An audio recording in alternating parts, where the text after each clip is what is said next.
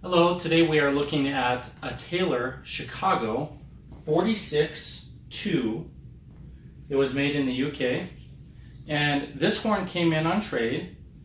It was honestly a complete mess. The bell was pretty messed up, so I definitely don't want to misrepresent this horn. It plays great, but I want you to know when I got this horn in, I thought I would have to replace the bell, but I didn't want to do that because it was a lot of work and a lot of money. So instead of replacing the bell, I did do a fair amount of dent removal on it, and it was pretty much in shambles here to there when I got it. This whole section, for the most part, was pretty decent. So the flare was fine. You'll still have fine resonance. I didn't have to repair anything up there. But back here, when you look in the right light, you'll be able to see little bumps and wavers, and there still is some section that I never did get to in this very end crook.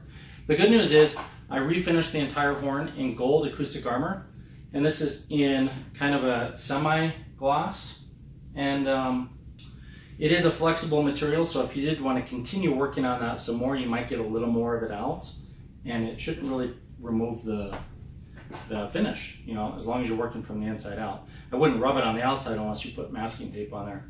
But acoustic armor is very durable. It is flexible, and I don't see any reason that would come off if you did work on it a little bit more.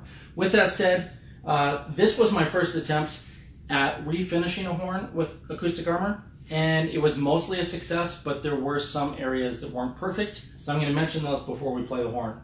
First off, there was a little bubbling in this crease right here, so on that brace, on both sides, and if you don't know what that is, it was degassing, and it lifted the acoustic armor. So if you were to go in and pop those bubbles, then it will become a little bald spot. So if you just leave them alone, it's going to look fine. It'll have little bubbles forever. But if you pick those off, then it will show the brass underneath, because this horn was stripped to bare brass. There is a little tiny bubble right here, and a couple right over here. Inside the bell, there are none.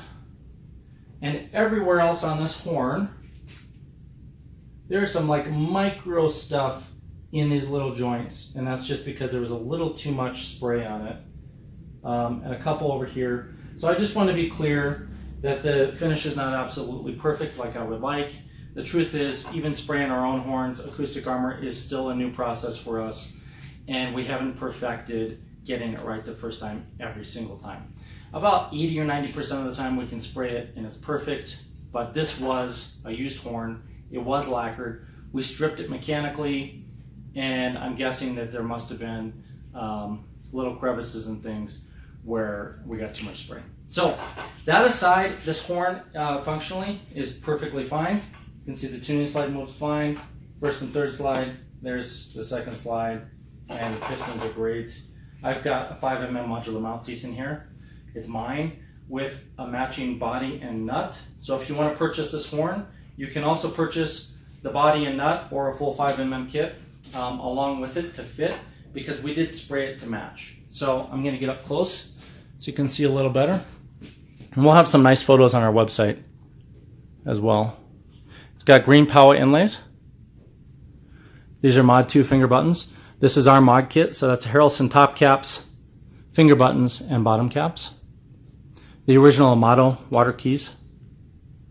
And take that off so you can see in there. Everything's finished very nicely. Okay, let's play this horn. And I'll tell you what, because the finish wasn't perfect and the bell wasn't perfect, we're going to discount this horn. It's probably going to disappear in a day or two. So if you're interested, give us a call right away.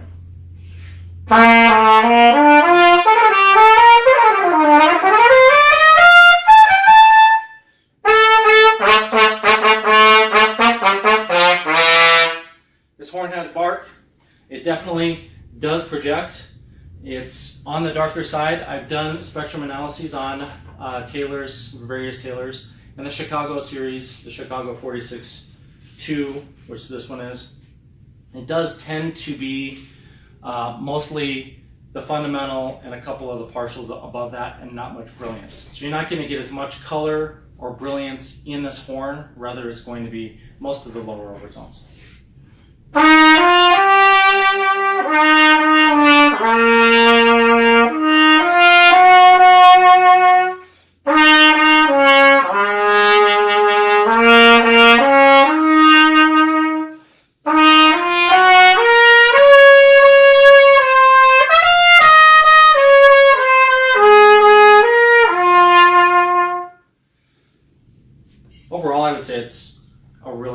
looking horn.